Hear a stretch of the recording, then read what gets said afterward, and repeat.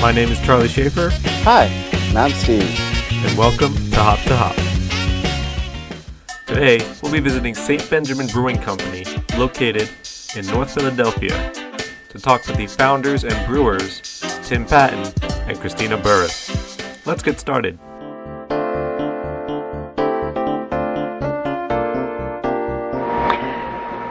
Well, we were both working on separate brewery startups, and Tim and I met at was it a homebrew event back then? Yeah, and eventually we developed a friendship and decided that we would be better business partners than business rivals, I guess. And so we joined forces.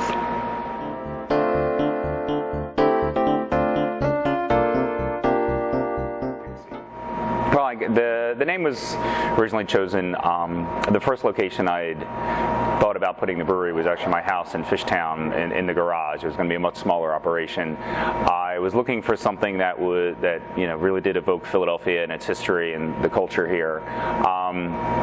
The house I was living in was a carriage house that used to be part of a firehouse. So Ben Franklin popped into my head. Since he was a home brewer, he started the fire companies in Philly, as well as having a lot of other admirable traits. So I kind of wanted to go with the Ben Franklin theme, and the saint part is always meant to be a little tongue-in-cheek, since he wasn't exactly a saint, and also sort of as a nod to the Belgian Trappist breweries that I'm a really huge fan of.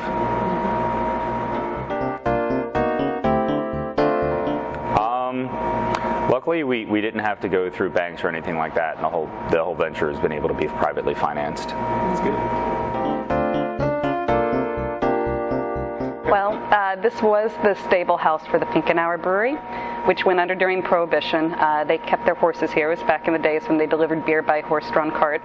And so the camera's probably not capturing it, but this is a really large masonry structure that has barrel-vaulted concrete that is about the concrete between the floors is about 12 inches thick in locations.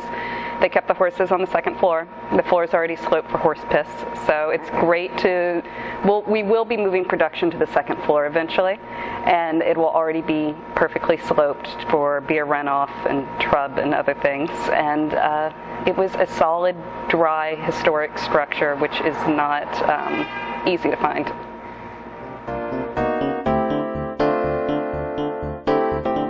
Everything. Production capacity.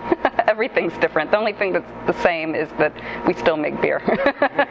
I'd say overall, the sort of making, at home you can kind of achieve consistency by doing exactly the same thing every time you brew, and usually just having some minor tweaks.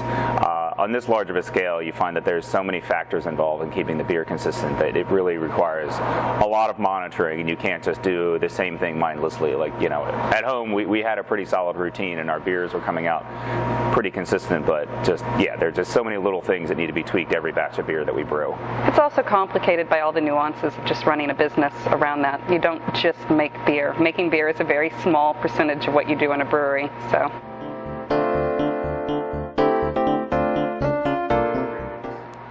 I'd say it's a pretty random process. Obviously, we use a tried and true method that brewers have been using since the craft beer revolution, which is trying to find some sort of witty pun or play on words for a beer name that's pretty common among brewers. Otherwise, it could just be we could all sit down and talk about it. Sometimes just a random idea pops in our heads while we're driving around. So sometimes I've come up with names of beers that eventually someday I'll brew just because I like the name. I'd say it's a pretty random process. We don't really have anything systematic.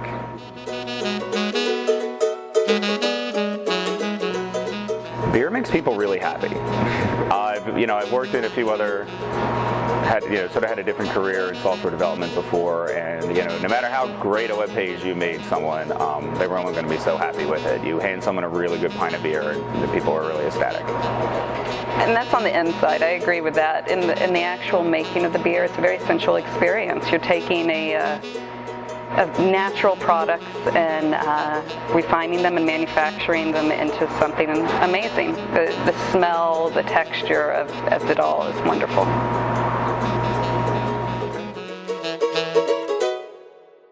Hey guys, thanks for watching. Subscribe and join us for our next episode for when we talk to Christina about the beers of St. Benjamin. Once again, thank you, and I hope you enjoyed the first episode of hop to hop.